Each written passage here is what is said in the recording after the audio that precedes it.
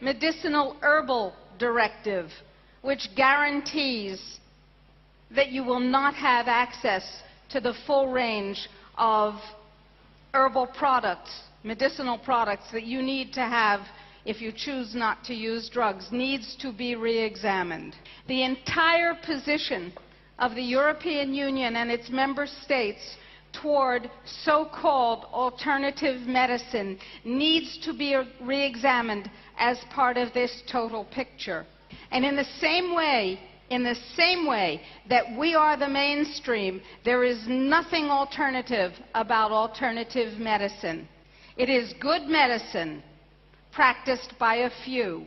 Conventional medicine using toxins, some of which you're going to hear about later, is the alternative, and it is the poor alternative any place except an emergency room. And if you want to fight for your future and your children's future, then you must combine these things in your mind and fight for them using the political and the personal action process.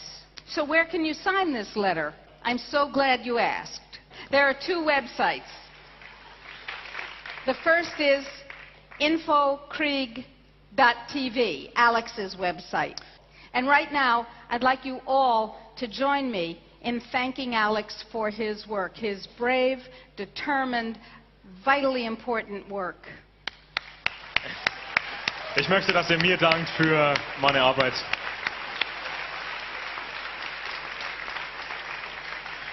And the second website is ours, globalhealthfreedom.org. We will be working together to help Europe follow this procedure and then to follow the next step, which we'll need your support in, because every country in Europe and the European Union can move away from Codex without fear of WTO sanctions if they follow the process that we have discovered. That process is called the Codex two-step process, and it allows any country in the world to deviate from what Codex does if they do it following the proper step. And we'll be sharing that. We have a book. Right now it's only in English, but Alex, who has nothing else to do, is going to translate it into German. By the way, volunteers are essential. Volunteers are essential. There's so much to do. We need everyone's help in many skills. That book is available to show governments how to set aside Codex and move toward healthy and protective food policies. And we'll be talking about that as we go forward using the website and the newspaper of this organization. But the first thing is be determined to produce your own food. We'll help you with that. And be determined to bring Europe to a point of food and health freedom. I'm looking to see what else is in my presentation. You will see a mouse warrior. You see the mouse warrior? The internet is our tool. Many of us don't have internet in our homes. We have access to internet in many different places, but the internet spreads information the way nothing else does. We're going to have people who volunteer to translate the material that we set out for their colleagues. This is all doable, okay? All of you are invited to become part of the Army. This is an army that uses no bullets. This is an army that does not kill. In fact, this is an army for life, and of love.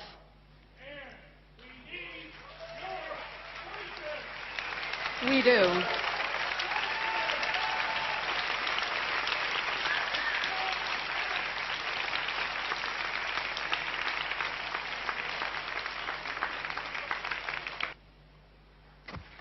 Thank you.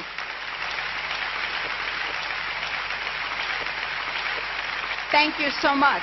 Herzlichen Dank für den Mut, alles auszusprechen. Danke auch, Alex, für die Übersetzung.